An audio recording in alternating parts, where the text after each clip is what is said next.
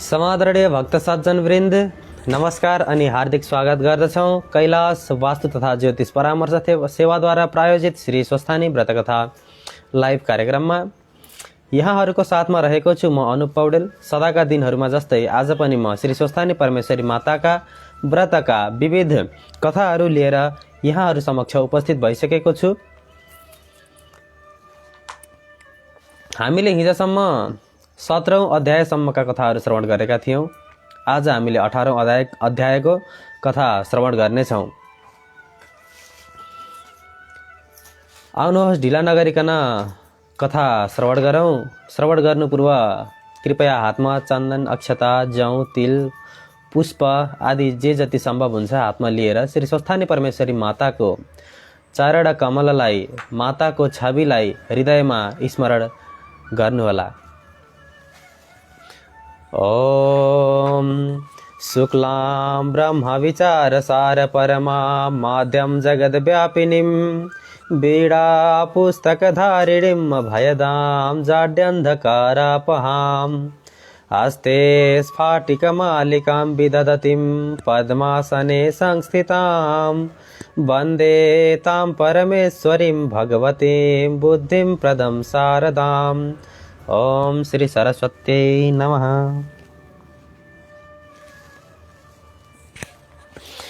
ओम यं ब्रह्मा वरुणेन्द्र रुद्रमरुतस्तुन्वन्ति दिव्यैस्तवैर्वेदैः साङ्कपदक्रमोपनिषदैर्गायन्ति यं सामगाः ध्यानावस्थिततद्गतेन मनसां पश्यन्ति यं योगिनो यस्यान्तं न विदुषुरासुरगणा देवाय तस्मै नमः।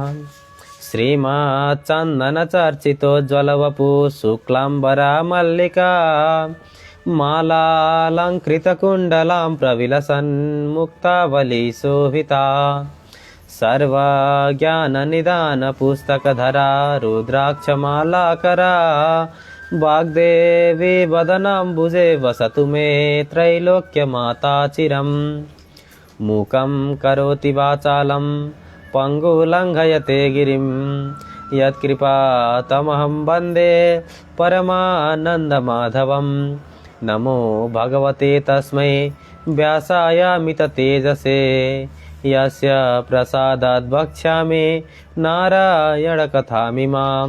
नारायणं नमस्कृत्यं नरं चैव नरोत्तमं देवीं सरस्वतीं व्यासं ततो जयमुदीरयेत्। श्री स्वस्थानी परमेश्वरी माता को जय हो।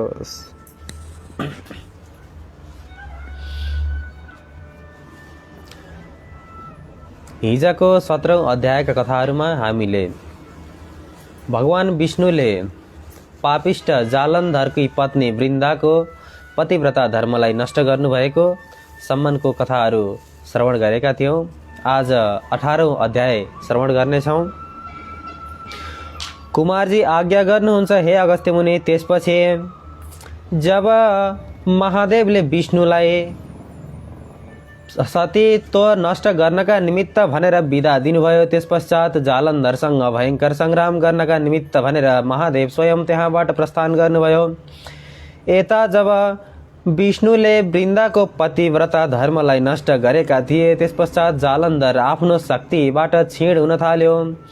अनि शक्तिबाट क्षीण भएका कारणले जालन्धरले आफ्नो शक्ति क्षीण भएको जानेर आकाशमा गएर माया युद्ध गर्न थाल्यो। मायाका अधिपति जसले मायालाई सृष्टि गर्नुहुन्छ त्यस्ता महादेवको अगाडि जालन्धरको तुच्छ माया के काम गर्न सक्दथ्यो र। महादेव पनि स्वयं माया युद्ध गर्नका निमित्त भनेर आकाशमा प्रस्थान गर्नुभयो। यसरी आकाश मार्गमै भयङ्कर माया युद्ध प्रारम्भ भयो। यसरी जब जालन्धरले महादेवसँग युद्ध गर्न सकेन अनि त्यसपछि जालन्धर अब शक्तिबाट क्षीण भएको छ। अवश्य पनि विष्णुले वृन्दाको पतिव्रता धर्म नष्ट गरिसकेका होलान् भन्ने जानेर महादेवले तिनै नेत्रबाट भयङ्कर अग्निका ज्वालाहरू निकालेर क्रोधले युक्त भएर आफ्नो हातमा रहेको त्रिशूललाई जालन्धरको छातीमा ताकेर प्रहार गर्नुभयो। यस्ता प्रकारले महादेवको तेजिलो त्रिशूल गएर जब जालन्धरको छातीमा बज्रिएको थियो, तहाँ उपरान्त त्यस त्रिशूलको चोटले जालन्धर मरेर आत्मा यमलोकमा अनि उसको मृत शरीर चाहिँ अन्तःपुरको चोक्नेर भयङ्कर आवाज गरेर गज्रिएर पधारिदो भयो। यस प्रकारले जब भयङ्कर ठुलो आवाज आयो, तहाँ उपरान्त वृन्दाले के को आवाज आयो भनेर आफ्नो घरबाट बाहिर निस्किएर हेर्दा आफ्ना पति जालन्धरको मृत देहलाई देखेर अत्यन्तै शोक गरेर रुन थालिन् अनि भन्दछिन्, हे प्रभु, हे स्वामी, हे नाथ, मलाई यस्तो अवस्थामा एक्लै छाडेर हजुर आज कहाँ जानुभयो? कृपा गरेर मलाई पनि सँगै लानुहोस्, म एक्लै बस्न सक्दिनँ। आज पापिष्ट विष्णुले छल गर्दा तपाईको यो गति भयो र मेरो यो अवस्था भयो। यस्ता कारणले म तपाईँ बिना म प्राण राख्न सक्दिनँ, म पनि हजुरसँगै जान्छु भनेर जालन्धरसँगै सती जानका निमित्त भनेर तयार भइन्। अनि विष्णुको मुखमा हेरेर समस्त जटाहरू खोलेर फिजारेर अत्यन्तै क्रोधले युक्त भएर, हे विष्णु, तैँले मेरो पतिव्रता धर्म नष्ट गरिदिनाले मेरा स्वामीको यो गति भयो। अब म तँलाई श्राप दिन्छु। तँलाई म 4वटा श्रापहरू दिन्छु। 1 नम्बरमा घाँस हुनु परोस्, 2 नम्बरमा झार हुनु परोस्, 3 नम्बरमा कल्प वृक्ष भएर रहनु परोस् अनि 4 नम्बरमा ढुङ्गा भएर रहनु परोस्। यस्ता प्रकारले श्राप दिएर वृन्दा आफ्नो पतिव्रता धर्मलाई संरक्षण गर्नका निमित्त आफ्ना स्वामीसँग सती गएर आफ्नो देहलाई त्याग्दी भइन्। यस्ता प्रकारले अत्यन्तै पतिव्रता भएकी कारणले नारायण भगवानको लोकमा वैकुण्ठमा वृन्दाको वास हुन पुग्यो अनि जालन्धर र वृन्दा स्वर्गमा अत्यन्तै आनन्दपूर्वक बस्न थाले। अनि यहाँ उपरान्त अत्यन्तै पतिव्रता भएकी कारणले वृन्दाले दिएको श्राप भगवान विष्णुलाई झ्याप्पै लाग्यो। अनि यस प्रकारले जब वृन्दाले झार हुनु परोस् भनेकी थिइन्, त्यस अवस्थामा कुश भएर रहनु पर्यो अनि जब घाँस भएर रहनु परोस् यस्ता प्रकारको वचन भनेको कारणले तुलसी भएर रहनु पर्यो। अनि तेस्रो नम्बरमा कल्प वृक्ष हुनु परोस् भनेका कारणले पिपलको वृक्ष भएर रहनु पर्यो अनि ढुङ्गा भएर रहनु परोस् भनेका कारणले शालिग्राम भएर भगवानको स्वरूपमा रहन थाल्नुभयो। यस्ता प्रकारले अनि यसै कारणले सबैले पूजा गरिने शालिग्राम अनि तुलसी, कुश र पिपलको अत्यन्तै ठुलो महिमा रहेको छ। यी 4 वस्तुमा सदैव भगवान नारायणको वास रहने गर्दछ। जब पृथ्वी लोक अत्यन्तै पुण्य लोकमा पापाचारहरू बढ्न थाले अनि जब यस पृथ्वीमा देवताहरू भ्रमण गर्न छाड्न थाले, जब सत्ययुगको अन्त्य भयो, त्यस पश्चात देवताहरू पृथ्वी लोकमा आउन छाडे, केवल अवतारहरू मात्रै पृथ्वीमा जन्मिन थाले, अन्य देवताहरू आउन छाडिसके पश्चात अब प्राणीको कल्याण कसरी गर्ने, प्राणीको कल्याण गर्नका निमित्त केही उपाय रच्नु पर्यो भन्ने यस्ता विचार गरेर भगवानले यसरी माया रचेर अनि आफैलाई एउटी पतिव्रता स्त्रीबाट श्राप दिलाएर अनि पृथ्वीका मनुष्यका कल्याण गर्नका निमित्त भनेर यस्ता अनन्य दिव्य अलौकिक अनि अत्यन्तै पुण्य प्राप्त हुने किसिमका वस्तुहरू पृथ्वीमा उत्पन्न गर्नुभयो। के भने कुश। कुश अत्यन्तै पवित्र वस्तु हो अनि तुलसी पनि अत्यन्तै पवित्र वस्तु हो। तुलसीको बिरुवा अनि तुलसी जसको घरमा नजिकै रहन्छ उसको घरको वरिपरिको वातावरण सधैँ स्वच्छ रहन्छ अनि तुलसीले सदैव सकारात्मक ऊर्जा प्रदान गर्दछ। अनि यस्ता प्रकारले जसका घरमा कुश रहन्छन् ती कुश रहेको घर सधैँ चोखो रहिरहन्छ। अनि जहाँ जसले नित्य पिपलको पूजा गर्दछ उसलाई कहिले पनि यमराजको भय हुँदैन अनि नवग्रह आदिले कष्ट दिँदैनन्। अनि शालिग्रामको महिमाको त वर्णन गर्नु नै पर्दैन, यहाँहरू समस्तलाई थाहा छँदैछ। शालिग्राम घरमा राख्नाले समस्त किसिमका अनिष्टहरू दूर भएर जान्छन्। यस्ता प्रकारले अनि पतिव्रता धर्म भनेको अत्यन्तै ठुलो धर्म हो अनि यस्ता कारणले पतिव्रता स्त्रीले दिएको श्रापलाई मैले सहर्ष स्वीकार गर्नु पर्दछ भन्ने जानेर भगवानले यी 4वटा अवतारहरू लिएर पृथ्वी मण्डललाई त्यागेर त्यहाँबाट आनन्दपूर्वक आफ्नो वैकुण्ठ लोकमा जानुभयो। यसरी भगवान विष्णु गइसके पश्चात शिवजीले जब जालन्धरलाई सङ्ग्राममा मार्नुभयो, मारिसके पश्चात आफ्नो नन्दी नाम गरिएको साँडेमा चढेर बाजा आदि बजाएर अनेक देवताहरूले स्तुति बिन्ती आदि गरेर अनि चन्दन अक्षताहरू चढाउँदै अनि पुष्प वृष्टिहरू गरेर विजय पताका फहराउँदै अनि आफ्ना नन्दी भृङ्गी आदि सहित प्रथम गढले सहित भएर कैलाशमा प्रवेश गरेर अनि समस्त द्वारपालहरूलाई यथास्थानमा राखेर पार्वती सहित भएर शिव शक्ति स्वरूपले रहनुभयो। त्यसपछि समस्त देवताहरू महादेवसँग हे महादेव अत्यन्तै भयङ्कर युद्ध गर्नुभयो, तपाईँ जस्तो वीर पराक्रमी अरू कोही पनि हुन सक्दैन। यस्ता प्रकारले स्तुति बिन्ती आदि गरेर भगवान अब हामी पनि आफ्ना आफ्ना लोकमा जान्छौँ भनेर भगवानलाई दण्डवत प्रणाम गरेर आफ्ना आफ्ना लोकमा जाँदा भए।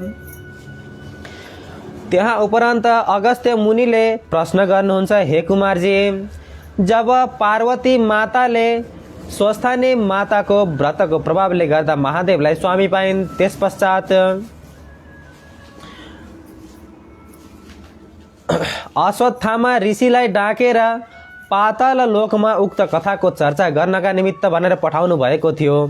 यसै कारणले मलाई पाताल लोकको उक्त कथा श्रवण गर्ने इच्छा छ। यस्ता प्रकारले प्रश्न गर्दा कुमारजीले आज्ञा गर्नुहुन्छ, हे अगस्त्य मुनि, अब तिमीलाई मैले पाताल लोकका कथा कहन्छु, ध्यान दिएर सुन। पाताल लोकका कथा अत्यन्तै अभूतपूर्व छन्, अत्यन्तै राम्रा छन्। ती कथा श्रवण गर्नाले मात्रै पनि श्री स्वस्थानी परमेश्वरीको व्रत लिए बराबरको पुण्य फल प्राप्त हुन्छ। जब माता पार्वतीको आज्ञाले अश्वत्थामा ऋषि सप्त पातालको मूल रसातलमा पुगे। कस्तो पाताल भने अनेकौं सूर्यको प्रकाश जस्तै प्रकाशमान भएको अनेक प्रकारका रत्नहरू जडिएर बनाइएको लोक, सुवर्णको पुरीमा, सुवर्णको देशमा अनेक प्रकारका रत्नहरू जडेर बनाइएको अनि असंख्य सम्पत्तिले युक्त भएका शेषनाग, तक्षक नाग, कर्कोटक नाग, पद्मनाग, शङ्खनाग, कुलिक नाग र वरुण नाग आदि बसेका र नागिनीहरू पनि अनेक किसिमका दिव्य दिव्य हीरा, मोती, मणि, माणिक्य आदि अनि पन्ना आदि अत्यन्तै उत्तम उत्तम प्रकारका गहनाहरूले अलङ्कृत भएर अनि अत्यन्तै सुन्दर रेशमी वस्त्रहरू पहिरिएर उभन्दा उराम्री सबैभन्दा मराम्री यस्ता प्रकारले अत्यन्तै राम्री भएर बसेका।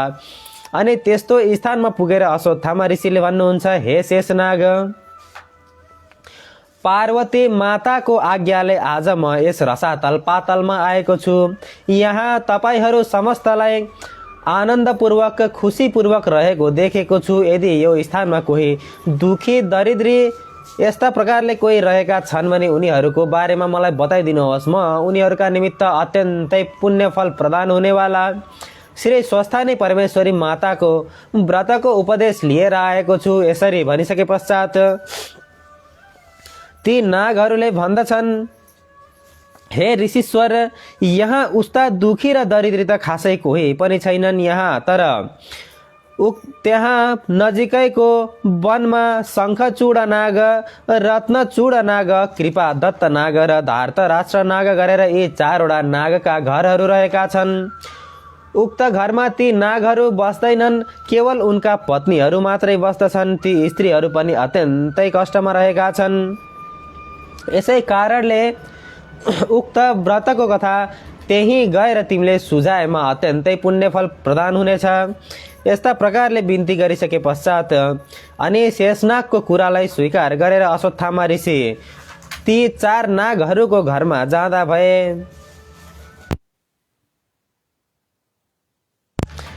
यसरी शङ्खचूड नागकी स्त्री हीरावती, रत्नचूड नागकी स्त्री रत्नावती अनि कृपा दत्त नागकी स्त्री मृगावती र धार्तराष्ट्र नागकी स्त्री मदनावती, यसरी यी 4 नागिनहरू अत्यन्तै परस्परमा अनन्य प्रीतिले बस्दा रहेछन्।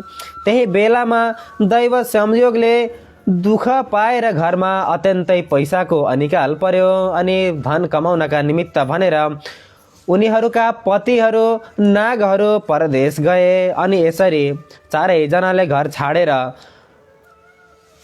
परदेश गइसके पश्चात घरमा अत्यन्तै दुःख परिसके पश्चात उनीहरूले घर छाडेर जङ्गलमा अनि एउटा गुफामा बास बस्न थाले। यसरी नागहरू परदेश गएको 12 वर्ष बित्दा पनि नागिनहरूले आफ्ना पतिलाई फेरि घरमा फर्किएको पाउन सकेनन्। यसरी अत्यन्तै महासत्यवादी ती नाग नागिनहरू श्री स्वस्थानी परमेश्वरी माताको कृपाका कारणले गर्दा ती दुखीहरू महासत्यवादी भएका कारणले त्यो सत्यको प्रभावले गर्दा आज स्वयं अश्वत्थामा ऋषि माता पार्वतीको उपदेश पाएर उनीहरूका निमित्तमा कृपा गर्नका लागि भनेर स्वयं त्यहाँ प्रकट हुनुभयो। यस्ता प्रकारले हे नाग हे नागिन को छौ घरमा भनेर अश्वत्थामा ऋषिले आवाज लगाउनुभयो। अनि उक्त चारैवटी नागका स्त्रीहरू आफ्ना आफ्ना गुफाबाट बाहिर निस्किएर भन्दछन् हामी छौँ। अनि यसरी बाहिर निस्किसके पश्चात अश्वत्थामा ऋषिलाई देखेर अत्यन्तै दिव्य ऋषि को आउनुभयो होला, हामी दरिद्रीको घरमा आज यस्ता महान ऋषि आउनुभएको छ, को हुनुहुन्छ होला भनेर अनि अनन्य प्रकारले स्तुति आदि गरेर पूजा गरेर एवं रीतले सत्कार गर्न थाले। अनि सोध्दछन् हे ऋषि हजुर को हुनुहुन्छ? हाम्रा घरमा, हामी पापीको घरमा, हामी दरिद्रीको घरमा आज के कति कामले पाल्नुभयो भनेर यसरी प्रश्न गर्दा अश्वत्थामा ऋषिले भन्नुहुन्छ हे नागिन हो, आज म माता पार्वतीको वचनले माता पार्वतीले भनेका कारणले तिमीहरूका उद्धार गर्नका निमित्त भनेर अत्यन्तै पुण्यफल प्राप्त हुने श्री स्वस्थानी परमेश्वरी माताको व्रतको कथाको उपदेश दिनका निमित्त भनेर यहाँ आएको छु। तिमीहरूलाई यदि अत्यन्तै दुखी छौ अनि तिमीहरूलाई कुनै पनि कुराको अभाव छ, यस्तो छ भने तिमीहरूले अत्यन्तै श्रद्धाले युक्त भएर श्री स्वस्थानी परमेश्वरी माताको व्रत कथा गर। यसरी तिमीहरूले आफ्नो मनोवाञ्छित फलहरू प्राप्त गर्नेछौ। अनि यसरी नागिनीहरूले भन्दछन् हे ऋषीश्वर हामी पनि अत्यन्तै दुखी छौँ, अत्यन्तै दरिद्र पनि छौँ, हामी पापी पनि छौँ, हामी नीच पनि छौँ, हामीले कहिल्यै भगवानको पूजा आजा आदि गरेका छैनौँ, हाम्रा घरमा कहिल्यै यज्ञ आदि ग्रह शान्ति आदि कर्महरू पनि गरिएका छैनन्।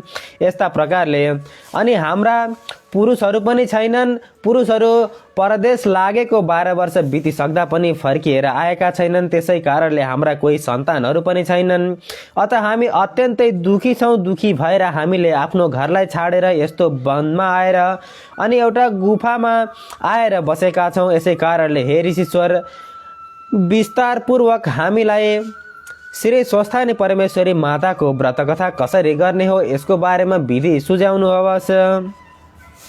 अनि यसरी भन्दा अश्वत्थामा ऋषिले आज्ञा गर्नुहुन्छ हे नागिन हो, ध्यानपूर्वक सुन।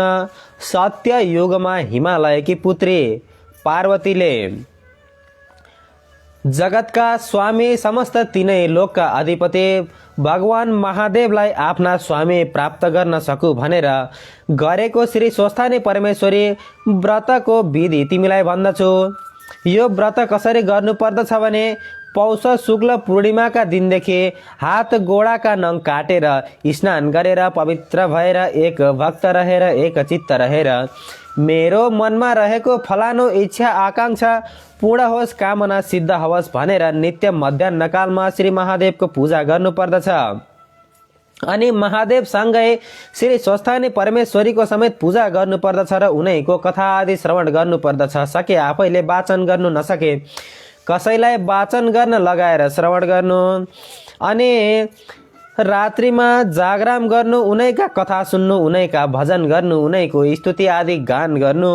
अनि जब माघ शुक्ल पूर्णिमाको दिन आउला तब 108 रोटी, 108 अक्षता, 108 बेली पुष्प, 108 यज्ञ सूत्र, 108 पान, 108 कुटका सुपारी र 108 सगुन समेत लिएर नाना उपचारले तयार पारेर आरसीमा ओमकार लेखेर अनि गंगा जलले स्नान गराएर त्यसैमा श्री स्वस्थानी परमेश्वरी माताका अनन्य भक्त भएर अनि अत्यन्तै चित्त लगाएर पूजन गर्नु। अनि श्रीखण्ड, रक्तचन्दन, सिन्दूर, अबिर, पुष्पमाला आदि चढाएर धूप दीप नैवेद्य वस्त्र भेटी आदि अर्पण गरेर यसरी पूजा गर्नु अनि पूजा सकिसके पश्चात मेरा फलानुकामना पूर्ण होस् भनेर अर्घ्य समेत प्रदान गरेर अनि उक्त 108 प्रसादहरूमध्ये 8 प्रसाद झिक्नु अनि ती 8 प्रसाद 8 अक्षता 8 वटा रोटी 8 वटा पुष्प 8 पान 8 कुटका सुपारी र 8 सगुन समेत आफ्ना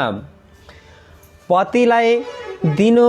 यदि पति छैनन् भने पुत्रलाई दिनु, पुत्र पनि छैनन् भने मित छोरालाई दिनु, मित छोरा पनि छैनन् भने मैले जुन इच्छा कामना मनमा राखेर श्री स्वस्थानी परमेश्वरी माताको व्रत गरेकी छु त्यो मनोकामना अवश्य पनि पूर्ण होस्। हे परमेश्वरी स्वस्थानी माता, हजुरले समस्त इच्छाहरू परिपूर्ण गर्नका निमित्त अत्यन्तै कुशल हुनुहुन्छ, यसै कारणले मेरा फलानु इच्छा पूरा होस् भनेर उक्त प्रसादलाई गङ्गामा बगाइदिनु। यस्ता प्रकारले अनि बाँकी रहेका 100 वटा रोटी 100 कुटका सुपारी आदि प्रसादहरू जे छन् तिनीहरू आफैले ग्रहण गर्नु र रात्रिकालमा जागराम बस्नु अनि श्री स्वस्थानी परमेश्वरी माताका भजन कीर्तन आदि गर्नु। अनि यति गरिसके पश्चात अवश्य पनि तिमीहरूको दुःख नाश भएर जानेछ। यसमा तिमीहरूले अन्यथा मान्नु पर्दैन। अवश्य पनि तिमीहरूका पतिहरू पनि परदेशबाट फर्किएर आउनेछन्। यसरी आज्ञा भइसके पश्चात ती नागिनीहरू अत्यन्तै प्रसन्न भएर हे ऋषिश्वर, अवश्य पनि हाम्रा अब दुःखका दिन जानेछन्। यसै कारणले आज हजुरको दर्शन पाएर हजुरकै द्वारा हामीले श्री स्वस्थानी परमेश्वरी माताको व्रतकथा श्रवण गर्ने अवसर पायौँ। तर हामी पापिनीहरूलाई केही पनि थाहा छैन हामीले यो व्रत कसरी गर्नुपर्दछ। हजुरले एकचोटि भनेको भरमा त हामीले गर्न सक्दैनौँ, केही बिर्सौँला, केही त्रुटि होला, केही नजानौला। यसै कारणले हे ऋषिश्वर, हजुर आफै बसेर हामीलाई श्री स्वस्थानी परमेश्वरी माताको व्रतकथा सुझाइदिनु होस् अनि हजुरद्वारा नै हामीले यो व्रतकथा गर्न चाहन्छौँ।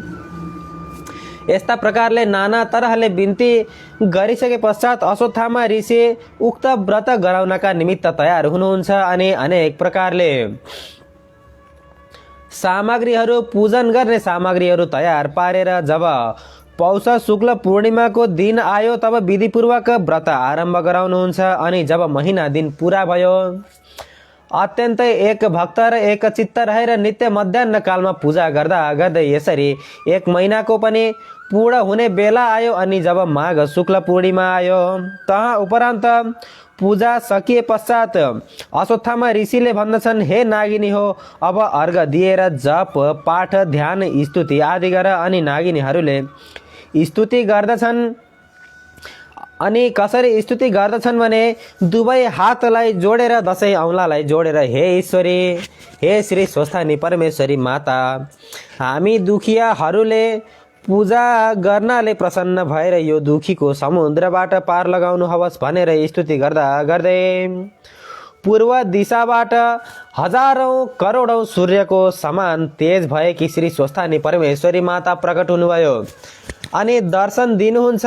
यस्ता प्रकारले श्री स्वस्थानी माताकै प्रत्यक्ष दर्शन पाएर उक्त नागिनहरू अत्यन्तै कृपाले आकुल भएर अनि माताका समक्षमा प्रणाम गर्दछन्, दण्डवत प्रणाम आदि गर्दछन् अनि अनेक प्रकारले पूजा आदि गर्दछन्। अनि स्वस्थानी माता अत्यन्तै प्रसन्न हुनुहुन्छ अनि भन्नुहुन्छ, हे नागिनीहरू हो, तिमीहरूको श्रद्धा भक्तिले म प्रसन्न भएँ, वरदान माग भनेर भन्नुभयो। अनि ती नागिनीहरूले बिन्ती गर्दछन्, हे ईश्वरी, हामी दुखिनीहरूको दुःखलाई हरण गर्नुहोस्। हाम्रा स्वामीहरू परदेश गएको 12औं वर्ष बितिसक्यो तर आजसम्म पनि फर्किएर आएका छैनन्।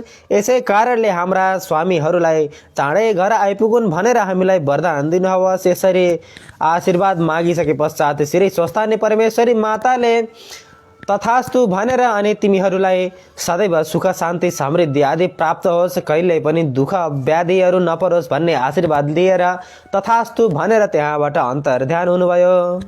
अनि यसरी त्यसपछि जब अन्तर्ध्यान भइसके पश्चात प्रसाद झिक्न लागेका थिए। 8 कुटका सुपारी, 8 पुष्प, 8 रोटी आदि समस्त प्रसादहरू झिकिसके पश्चात आफ्ना घरमा स्वामीहरू पनि छैनन्, छोराहरू पनि छैनन्, मित छोरा पनि छैनन्। अब के गर्नु, यो प्रसाद लगेर गङ्गामा बगाउनु पर्ला। यस्ता प्रकारले विचार गर्दा गर्दै श्री स्वस्थानी परमेश्वरीको व्रतको प्रभावले परदेशबाट नागहरू आइपुगे।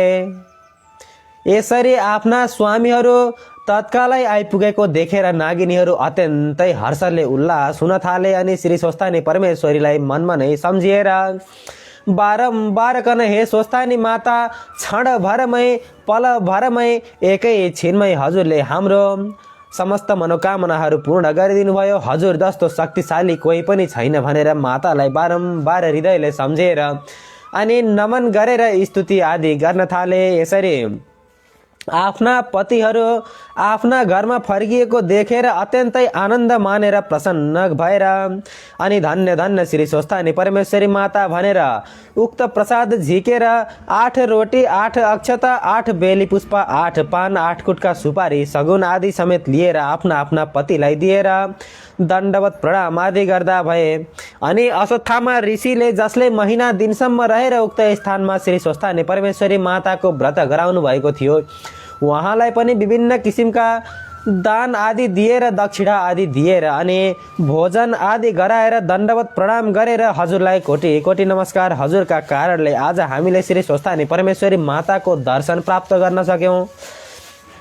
यहाँ भन्दा पहिला पार्वती माताले जब व्रत गर्नुभएको थियो उहाँको मनोकामना पूर्ण भएको थियो, तर स्वस्थानी परमेश्वरी माताको दर्शन प्राप्त भएको थिएन। यस्तै प्रकारले अहिलेसम्म कसैले दर्शन प्राप्त गर्न नसकेकी यस्तै श्री स्वस्थानी परमेश्वरी माताको दर्शन पनि हामीलाई आज प्राप्त भयो, यो हजुरकै कृपा हो भनेर अश्वत्थामा ऋषिलाई बारम्बार गर्न दण्डवत प्रणाम गरेर अनि सन्तुष्ट बनाएर त्यहाँबाट बिदा गर्दा भए। अनि यस पश्चात श्री स्वस्थानी परमेश्वरी माताका व्रतका प्रभावले नागहरूले परदेशबाट असङ्ख्य सम्पत्तिहरू पनि लिएर आएका थिए। यसै प्रकारले ती नाग नागिनहरू असङ्ख्य सम्पत्ति पाएर अनि आनन्दले पाताल लोकमा शासन गरेर रहँदा भए। जय जय श्री स्कन्द पुराणे केदार खण्डे माघ महात्म्ये कुमार अगस्त्य संवादे श्री स्वस्थानी परमेश्वर्यां व्रतकथायां नागिनी व्रतकर्ण नाम अष्टदशोत्सव। श्री स्वस्थानी परमेश्वरी माता को जय हो। उपनयतु मंगलम व सकल जगन मंगलालय श्रीमान दिनकर किरण निबोधिता नवनलिन दल निभेक्षण कृष्ण काले वर्षतु प्रजन्या पृथिवी सस्यशालिनी देशोऽयं क्षोभरहितो ब्राह्मणा सन्तु निर्भया अपुत्रा पुत्रिणा सन्तु पुत्रिणा सन्तु पौत्रिणा निर्धना सधना सन्तु जीवेत शरदां सताम् तत्रैव गंगा यमुना च तत्र गोदावरी सिंधु सरस्वती च तीर्थानि सर्वाणि वसन्ति तत्र यत्र च्युतोद्धारकथा प्रसंग या कुंदेन्दु तुषारहार धवला या शुभ्रवस्त्रावृता या वीणावरदण्ड मंडितकरा या श्वेत पद्मासना या ब्रह्माच्युत शंकरा प्रभृतिर्देवै सदा वंदिता सा मां पातु सरस्वती भगवती निशेषजाड्यपहा कायेन वाचा मनसेन्द्रियैर्वा बुद्ध्यात्मना वा प्रकृतेर्स्वभावात् करोमि यद्यत् सकलं परस्मै नारायणायेति समर्पयेतत् नारायणायेति समर्पयेतत्। समादरणीय भक्त सज्जन वृन्द, अहिलेसम्म हाम्रो लाइभलाई हेरेर श्री स्वस्थानी परमेश्वरी माताको व्रतकथा श्रवण गरेर हामीलाई साथ दिनुभयो, त्यसका लागि धेरै धेरै धन्यवाद दिन चाहन्छौँ। आज हामीले 18औं अध्यायको कथा श्रवण गऱ्यौँ। भोलि हामीले 19औं अध्यायको कथा श्रवण गर्नेछौँ।